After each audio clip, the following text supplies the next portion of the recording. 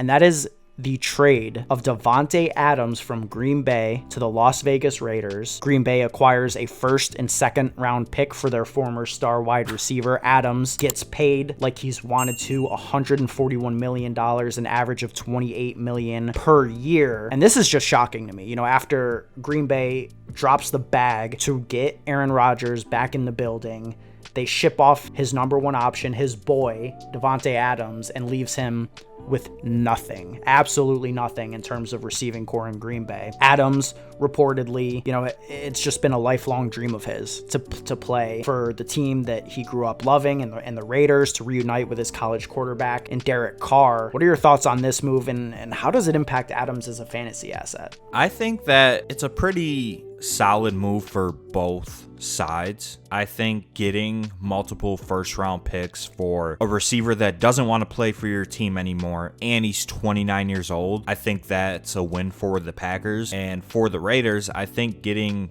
one of the best wide receivers in the NFL in his prime to help Derek Carr, especially in one of the toughest divisions that I've ever seen in my entire life, I think it's a win for the Raiders. In terms of fantasy in 2022, obviously I think Davante Adams takes a hit. He's going to be contending with Hunter Renfrow, Darren Waller for targets. The situation isn't as good as it would have been in Green Bay for this year, so I think deservedly so, his ADP should take a hit. I just don't know how to honestly project Davante Adams. The main question that I have is, will the volume be there? I don't know if it will, but maybe I'm wrong. I don't think the same level of volume will be there. Like, I don't think that we can reliably bank on 10 plus targets, 12 plus targets, like on a weekly basis like we did. I also don't think the quality of targets are going to be there either. I don't know if the red zone efficiency is going to be there the way that it was with Aaron Rodgers. I think he takes a big hit, to be honest. I mean, it's marginal. He's still a top 10 wide receiver from a fantasy perspective. I don't think he's,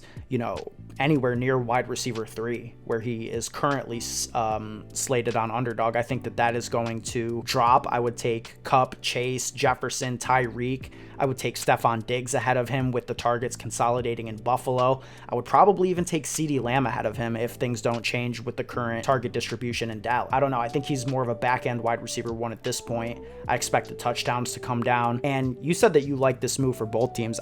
I kind of feel the opposite. I think that this is a questionable move for both teams. You know, you frame it from the Raiders getting a wide receiver in their prime, but they gave up 2 premium picks to get this guy, and they're still clear-cut the 4th best team in that division. I mean, they're selling out, but the most important part of the equation is that they still have Derek Carr, which makes them non-competitive in a division that has, Mahomes, Wilson, and Herbert. So I don't love that. And then from the Green Bay perspective, they just dropped $150 million on Aaron Rodgers, and he's going to be throwing to, right now, like Allen Lazard. And a report came out today that they're really interested now in bringing MVS back. Like, oh good, Allen Lazard and MVS on the outside. So they just spent all this money on Rodgers trying to run it back following the MVP season, and they stripped him of the player that really gave them a chance to be dominant on offense. I don't know about any of this.